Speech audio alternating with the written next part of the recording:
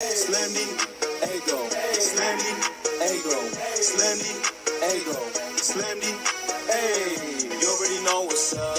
What's that? Another home run. But you know the job ain't done till we hold that trophy up. Hey. What's up, everybody? Welcome, episode 578 of the Talking Friars podcast and YouTube show. Ben Fadden here with Mark Bartlett, Padres blogger on Instagram. He's also on Twitter as well. Huge fan base that he has on social media. Day before opening day, so there's a lot to talk about. We're super excited. We're a little more than 24 hours before first pitch tomorrow at a little after 1 o'clock. Padres Giants. Opening day 2.0. Obviously, the first one was in South Korea, and Mark was there in Seoul. And so I wanted to get his thoughts right out of the gate here on those two games in Seoul, just that experience. It looked super fun. Just what was that experience like for you? Yeah, first and foremost, thanks for having me, Ben. Appreciate Of course, you, man. yeah. Love the work that you do. But yeah, it was an amazing experience, right? Something I couldn't pass up. Went with my family. And I've been to Korea before, but it was when I was a child, right? So experiencing that as an adult is completely different. So, you know, me, I love to, it's more than just Padres baseball. It's baseball history, right? Professional baseball, Major League Baseball has never set foot in Korea. So it's definitely, I had to be there. And just being there, the culture is completely different. It's amazing. I love it. You know, it's like when you come back stateside, you're like, man, you take things for granted. I mean, we're walking around the streets of South Korea and it's completely different. It's clean, it's immaculate, and there's no trash cans. There's no trash cans. It's weird, right? No trash cans, but yet it's clean. Because folks find a way to put their trash in a trash can. They're not going to leave it on the ground. There's this respect, right? There's space. The subways are clean.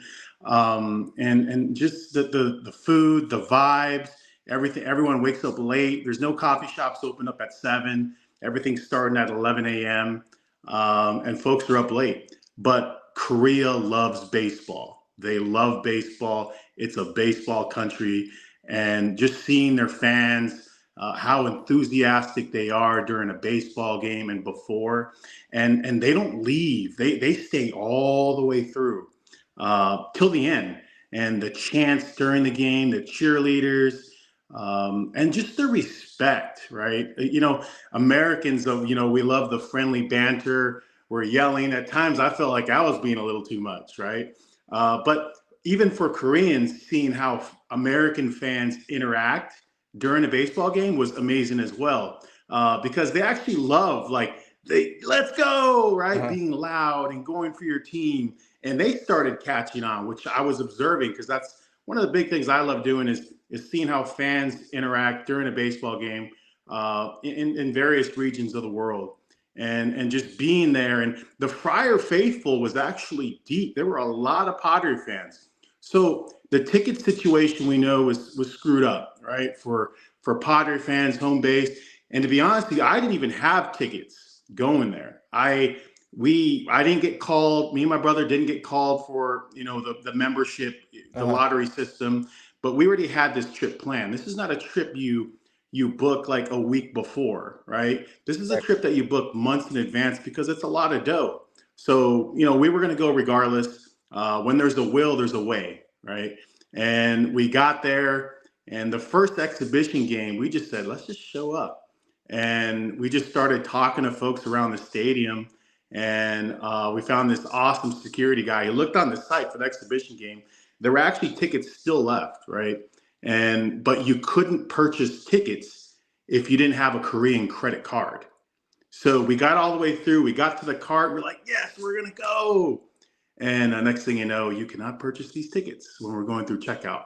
So I found some representatives that were there, and I said, hey, you want my money? I'm going to give you money. You need money, right? You have tickets available, Padres fan. And they were gracious enough to allow us to buy tickets there. So we attended that game, and I'm actually glad that I attended that game, because that's the game where you had merch, where it was available to, it was in an abundance, right? Because during the regular season games, they were all gone by that time, even by game 1 against the Dodgers. So I was able to get the pins. I was able to get, the balls, the memorabilia, everything during those exhibition games. a program.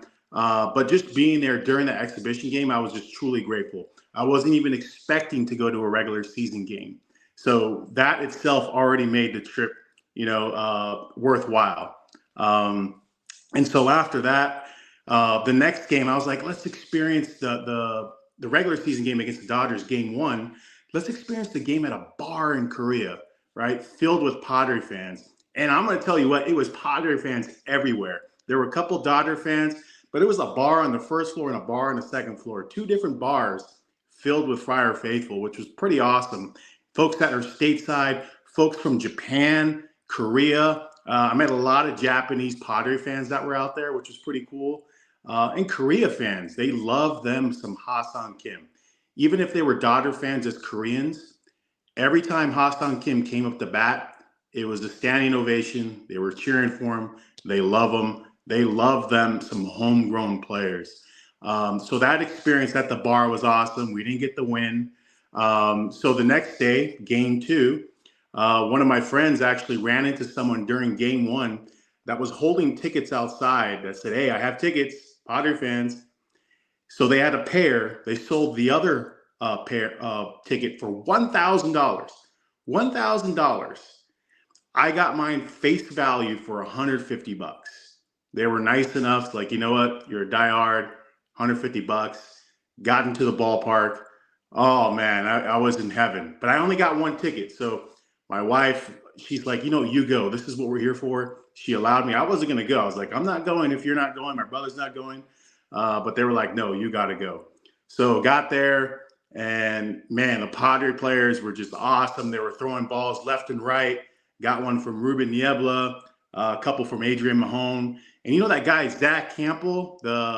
Yep. I stole a ball from him. Adrian was trying to throw a ball out. I saw him going for a ball. I was like, I'm not going to let this guy take the ball. So I got the ball, and right in front, there's this Japanese Padre fan right next to me, and I gave it to him. And I told Zach, you can't steal balls from me, man. I'm a ball hawk. I'm a big dude. So that was pretty cool. So I got 3 balls during that game. And then actually what the coolest part about that game is they allowed me to sit right behind home plate. And I was in the area where Trevor Hoffman was, AJ Preller, a lot of the Padres front office. And I was there through the pregame ceremonies to the first inning, just showing Padre fans what it's like during pregame ceremonies, the introduction, the K-pop performances, everything. And from there, I went to my seat after a couple innings, and I went up top. That's where like the allocation of MLB seats were for Padre fans.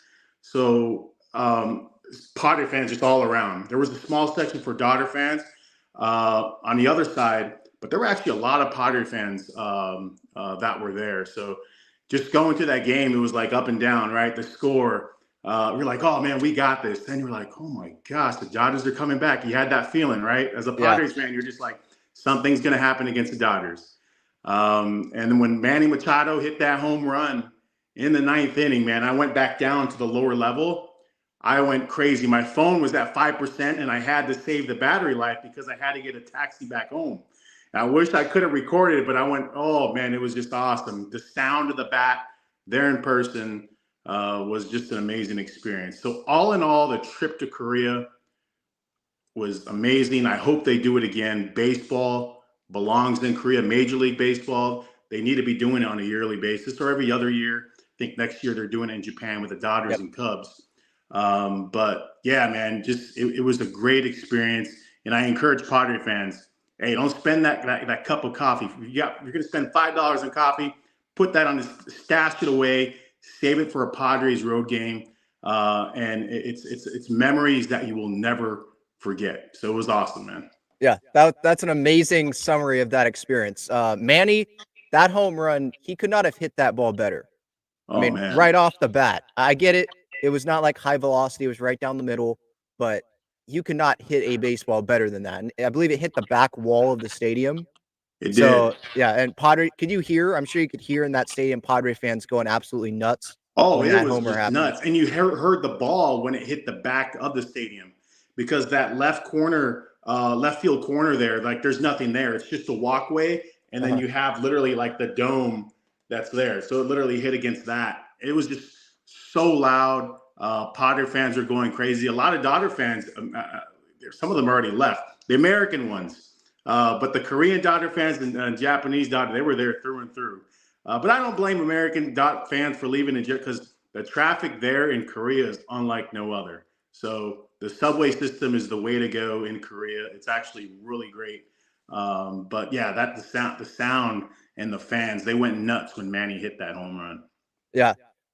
During this series, that whole Shohei Otani thing was happening. There's still stuff coming out, and Shohei was speaking recently and all that.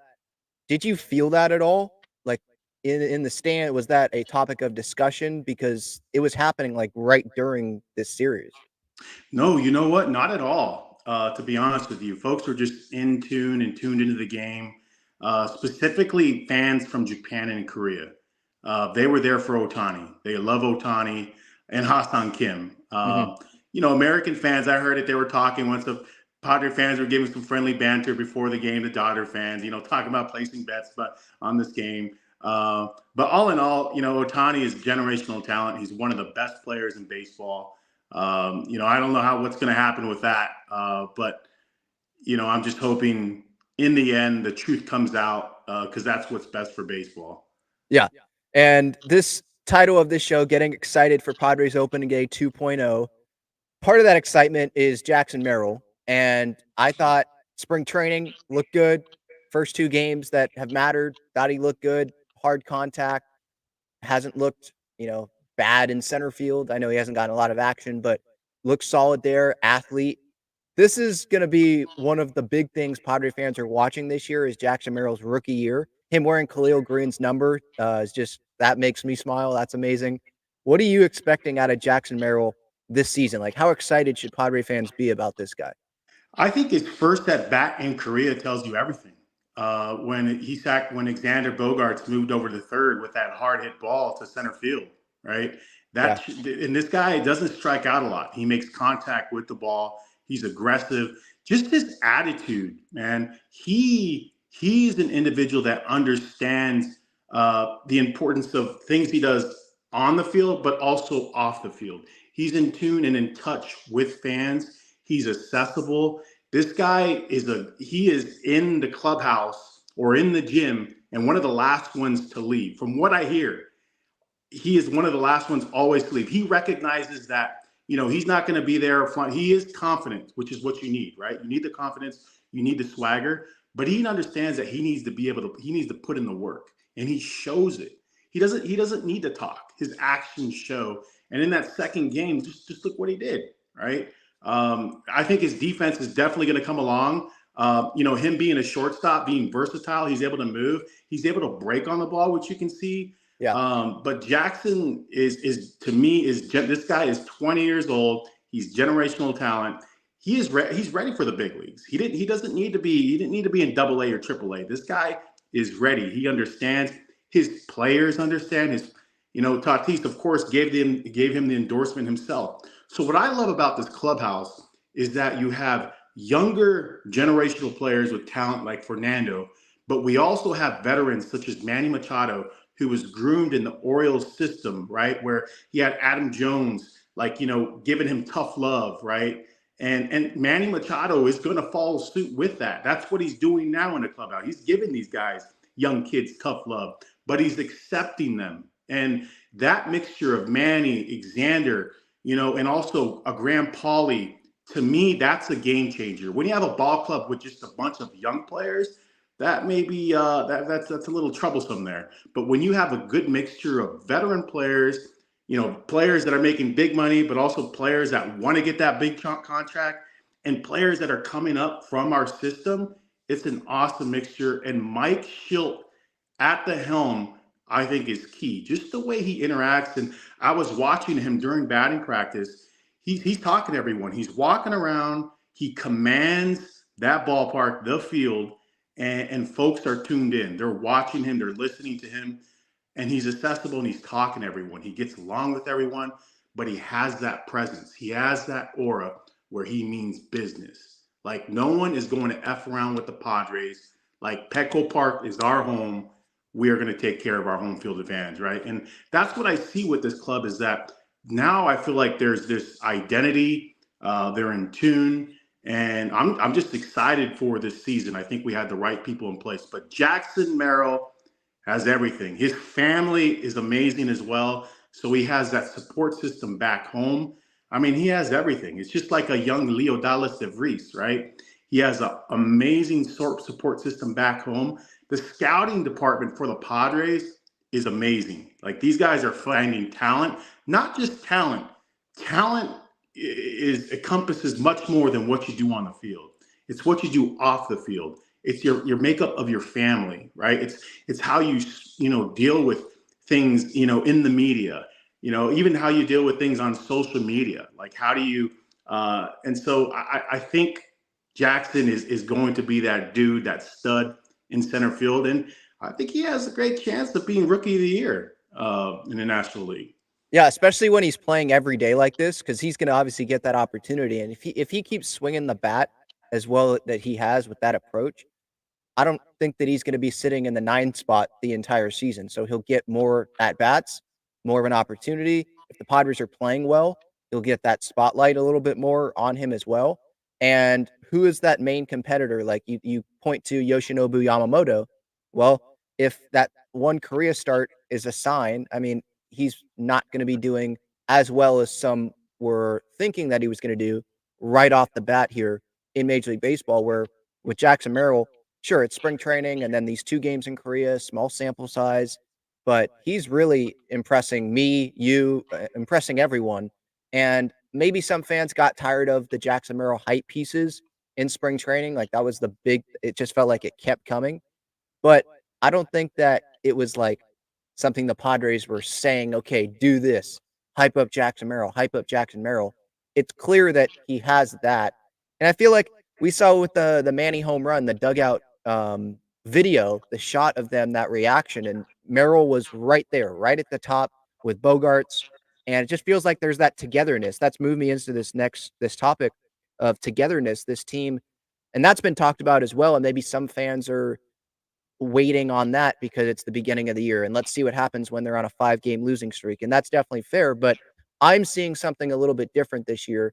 That togetherness, that, yeah, we are underdogs, but we're in this. We're going to win it for Peter. We're going to win it for the city. We're going to win it for us. It's not about egos and all that. It's about doing the job that we're here to do, and that's to win. No, and what I observed during batting practice is exactly what you want to see is every player on the field, folks showing up early, right? What I'm hearing is that there's an intent, there's this military style of a clubhouse in which you're not on time is not, you're late if you're on time. Being early is the way to go, meaning you're showing up 15 minutes early. If you're supposed to be there at 7, no, I'm there at 6:45, right? Whether that's you showing up on a bus, whether that's you showing up to BP, whether that's you just being there for team workouts, I see camaraderie. I see a team, and I see there's just this trust factor. And you can see it just by how they're talking, how they're speaking, how they're mingling amongst one another. And again, that mixture, and I think they're holding each other accountable. That's what you're hearing a lot, is accountability. All the way from Machado, you hear it from his mouth, all the way down below, is accountability, is showing up, being there for the team, trusting one another. And again, it starts at the top.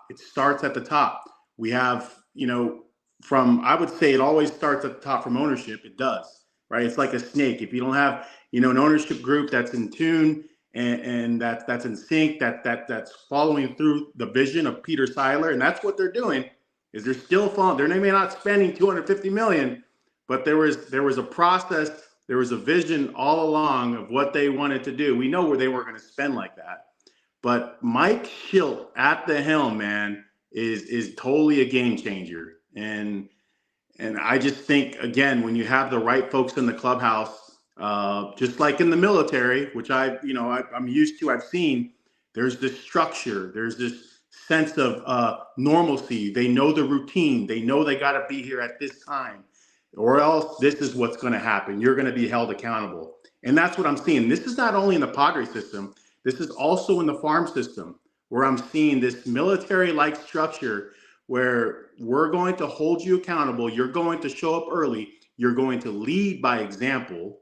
And that's leadership, right? It's not you talking and doing things. It's you doing it. That's all you got to do. If Manny Machado is showing up early and being there, Xander Bogaerts, the young studs are going to follow through. They've got to. Yeah, it's one of those things where you've seen it with other sports, you've seen it with other teams. Like, if this star player is working his butt off, he's showing up early, he's doing the extra stuff, you have no excuse to not do that as well. So yeah, setting that example, I think, is huge. I wanted to talk about Peter Seidler more too.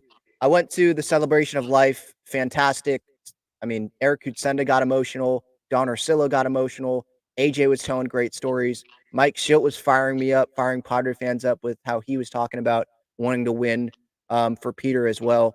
I saw that there was the PS with the heart in the Padres dugout now. So it's like every time that they're going to grab that bat, it could be August when it's the dog days of summer, dog days of the season, and maybe they're not playing the best baseball, but it's like right there, PS, you're playing for him. You're playing for those type of fans that really care about this team. You're playing for San Diegans. What would Peter Seidler want you to do? What would Peter Seidler do if he was in your shoes? Would he just go up there and, not give his full effort on the at bat? Would he not lock in for these fans? No, he would. And he did that through his actions outside the ballpark, inside the ballpark, his actions, just everything, him caring about the city of San Diego and the Padres. So hopefully that's going to rub off, not just at the start of the season, because it's one thing to do it at the start, but throughout the entire year. And not just this season, but the rest of our lives, the Peter Seidler effect. His investment in the team says it all, right? A man like Xander, Fernando, Manny Machado, a Joe Musgrove, a you, Peter believed in all these guys, these veteran guys. And these guys were the staples, the staples to this ball club. Like, we're going to build around you. I'm putting this trust in you. I'm investing in you because I believe in you. And that's in the back of their head, right? Like, I have to play through this contract, right? If I'm getting paid 300 million, 280 million, I got to do this for myself. I got to do it for the city, but I got to do it for Peter because he believed in me. And Peter did so much again. He did so much for the players, but he did so much for the community, man. Again, with so much he did around homelessness. Folks don't talk about that enough. I'm starting to hear folks talk about it, but the things he did around the community, folks don't hear about. Like, this guy would literally talk. I've seen it myself. He would talk to folks on the streets about homelessness, just normal person. And he wouldn't stand up, right? If there was someone like sitting down on this, he would literally go to his knees and talk to them and talk about homelessness. Like, what is it that we can do better? He was so solution oriented. He just wanted to get folks off the streets. And if you can't do it for a man like that, then man, you don't belong here in San Diego, right? Yeah, like for sure. This guy was a visionary. He was a leader. He was a humanitarian. He was he was San Diego. When you think of Mr. Padre Tony Gwynn, right? That's a legend. He'll always forever be Mr. Padre. Peter Seidler is a man. He's totally up there with a man like Tony Gwynn, which he changed direction, of this ball club, where we're talking about Padres baseball. They're nationally on ESPN, MLB Network. It's not just the Dodgers. It's not the Yankees. It's Padres baseball. And we owe a lot to Peter for believing in the city and for believing in this team and investing his money. And not just Peter, the ownership group as a whole has done so much. But I think definitely these players have that in the back of their head. They're thinking about Peter during every AB, whether it's opening day or the dog days of summer. Like, these guys are grinding out ABs, knowing that we got to do for him. For sure. You mentioned Tony Gwynn there. Gallagher Square, there was the opening there, that ribbon cutting, and there's the cool Tony Gwynn tunnel that they have, and there's going to be a 6-minute, I believe, video with highlight audio that they're going to be looping. Tony is facing Trevor. What do you just think of what you've seen, Gallagher Square, the pictures, the videos? I don't know if you're at any of the exhibition games, but just what do you think of what that looks like right now and how that's going to be for fans? I think it's amazing. What I think of, first of all, it's a 20-year, right? It's a 20-year anniversary. But what it comes down to is always this: it's money. Because what they're able to do now is actually get more general admission tickets during ball games. So this actually could increases the capacity of Petco Park. So there's still actually single game season tickets available for opening day. General admission, which is $70, if folks don't know. You can get into Petco Park, $70. But the platform itself, remember, everything before was pushed up, right, against that stage. So what this allows folks to do, because that property, Gallagher Square, is not only owned by the part of the Padres, Petco Park, it's owned by the city, Mm-hmm. right? So because folks have access to it. So you're catering to downtown, the city, the folks that live there, but you're also catering to concert goers, which I've seen. So you see that big cement area where they have the pickleball courts. Yep. It's larger, where you have standing room folks during concerts. The grass, the turf is pushed back a little, but it's a nice little hill, right? With these concrete terrace levels where folks can sit. The terrace level deck where TG is at is awesome. A much better view of, inside Petco Park. Mm-hmm. The kids' play ball field is awesome in the back corner where you enter, and just the kids' park and dog park. So to me, it's not only about money, but I think they put a lot of thought into it, and of course, noise mitigation measures during concert for folks that live downtown. Right. I think they did a lot. It was a $20 million investment. I think it was worth it. It's going to pay itself off quickly. They're going to sell much more tickets for general admission tickets. I don't even, do we call it Park at the Park anymore? There's a reason I think it's called Gallagher Square. Gallagher Square, yeah. Right? It's Gallagher Square. It's accommodating Padre fans. It's accommodating concert goers. And it accommodates the folks that live downtown. I love it. I love how now you can visibly see, right, where Trevor Hoffman is and Tony Gwynn. A lot of folks didn't even realize that. That's how it was set up, was Trevor Hoffman pitching to Tony Gwynn. Mm-hmm. Now you have this path, and at night, it's lit up, right? So it's lit up at night where you can see, oh, he's actually pitching to TG up there. And again, so enhancing the ballpark experience is huge, right? You can't be stagnant and do nothing and think you're going to improve the experience, because a lot of ownership groups across Major League Baseball don't do much after building a new. Like Petco Park is constantly doing something every year. Not even that. You got the new Agave Club. I don't know if you check that out. The Agave Club is if you get a ticket to that, you get free drinks, you get free food. That's another awesome part of Petco Park. And also the food that they're bringing in, right? They're bringing in more pizza this year. And it's not just food. These are local establishments in San Diego, local businesses allowed to, sell their food at Petco Park. Is awesome. So you got more food coming in. There's just a lot of things. Eric Grupner is doing an amazing job, with running this ball club and being the CEO being at the helm. I just think every year there's going to be something new. But Gallagher Square was much needed, and it's definitely going to bring in more revenue for the Padres. All right, let's talk about Thursday. Tomorrow, home opener. What a day. What a weekend. 4-day stretch this could be for San Diego sports. We got Padres home opener 110 against the Giants. Hopefully they get a win there. Then San Diego State. After that, there'll be a watch party at Petco Park for those that have tickets. You can stay, watch the game on the Jumbotrons. And then Friday, obviously, Padres, San Diego Wave play at Snapdragon on Friday night as well against Seattle. You can get tickets on San Diego Wave's website, on their social media pages. Click those links there. Naomi Gurma will be throwing out the first pitch on Saturday at the Padres game. Then the Aztecs, I believe, they would be playing this weekend as well in the Elite Eight game. I could be wrong on that, but if they win, I believe they're playing again in Boston over the weekend. So this could set up to be a huge weekend. It also could suck on Thursday, but it could be an amazing weekend. What are your plans? You can promote what you're doing pregame on opening day or home opener tomorrow. It should be a fun weekend.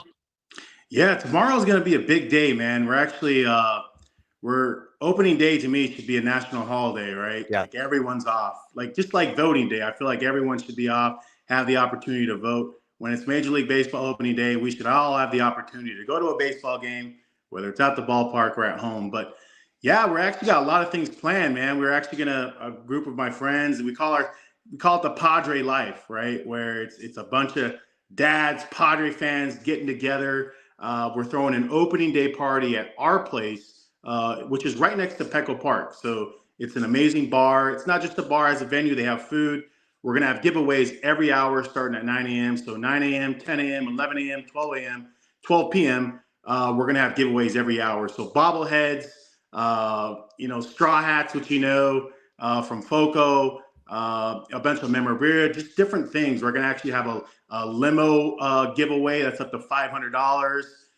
I think I'm missing a bunch of things, but we're doing that every hour. We're giving away a couple things at our place. So, and if this is organized, this is just us organizing it. There's no money involved. We put forth everything. This is just diehard Padre fans, day one fans from the beginning, supporting our team, just wanting to get together at a location before the game. And folks that don't have tickets, just stay there and watch the game as well. But once it's noon, we're going to head straight to that ballpark so we can catch the pregame ceremony. So I'm excited for that, man. And after that, of course, the Aztecs game. So if we get a Padres dub, another thing I'm excited to see tomorrow, I'm excited to see Blake Snell. I messaged Blake. I said, Blake, I need something Padres related. So one of your last things that you had, whether it was a glove or a ball, something Padres related, give me one of your old jerseys. So I'm hoping to catch him at the ballpark tomorrow. I want to see him. I'm always rooting for that guy, just not when he faces the Padres, of course. Hope he gives up 5 jacks. His ERA. Have one of those outings where he's going 3 innings and he's walking 7 guys. Yeah, right. Every other game I'll root for you, but not against our Padres. But yeah, and then after that, man, the Aztec game. So again, like you said, this could be one of the not as biggest, big sports days back in the days where you had Padres and Chargers. I would always say. But as of late, this is definitely, since the Chargers left, one of the biggest days in San Diego sports. If the Aztecs can defeat Padres victory, Aztecs victory in Boston against number 1 UConn those guys are tough, man. Yeah. I heard someone say that the worst NBA team can't even beat UConn, which is totally not even true. But UConn they're set up, man. Those guys are scary. But again, the Aztecs did it last year. They upset number 1 Alabama. It was Alabama, right? Yeah, it was Alabama. Alabama, yep. So I feel like they can do it again. Why not? And if we get a victory after that, downtown is just going to be crazy. Petco Park is. I love how the Padres are keeping it open to Padre fans after the game.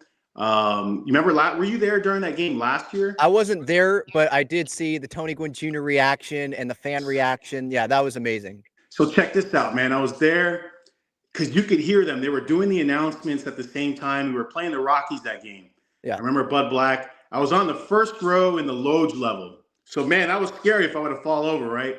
Lamont Butler's going down. You can hear it. He hits the shot. Boom.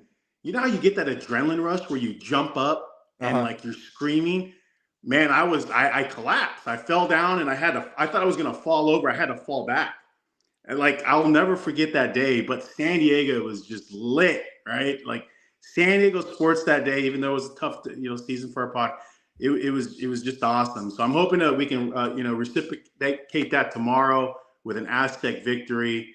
But yeah, and also tomorrow, I think we're going to be on Fox 5 tomorrow for some Padres pregame, talking about Padres baseball and Art Keys, which is an awesome musician here in San Diego that dropped a San Diego sports song anthem. But yeah, that's kind of what I got planned tomorrow, man. And I'll hold it down for you. I know you got some things going on, but I got you, man. I got you. Awesome. Yeah. So this has been Mark Bartlett, Padres blogger. Make sure to check him out. Instagram. He's also on, I call it Twitter. I'm still going to call it Twitter. X, it just feels really weird. But he's on social media. Great Padres fan, diehard Padres fan. Everyone that watches this show, listens to this show, knows how much I love the Padres. This guy is right there as well. A reminder, by the way, some of the great partners of the show, Gaglione Bros, they are back in Petco Park tomorrow. Cheesesteaks, garlic fries, cheesesteak fries. Check them out. Breaking Tea, they've got some great Padres shirts as well. Click the link in the description there. Underdog Fantasy, 100% deposit match up to $100 when you use the code Talking Friars.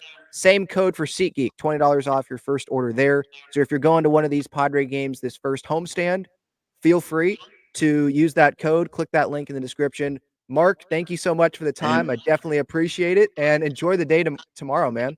Hey, and Ben, just to end it on a great, just a good note, if I can share. Yeah. For Peter Sidler, let's just do more in this city to help each other out, to be kind to one another. Us as Padre fans, let's come together, for the cause, right? It's for the Padres. That's what it's for. It's about the city, and just learn to embrace and love one another and live out, Peter's vision, man. That's what this season is for. It's for Peter.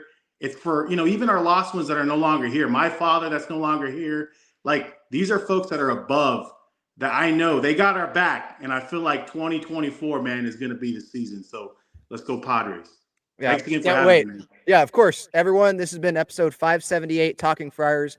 Have a great rest of your day and enjoy tomorrow. See ya.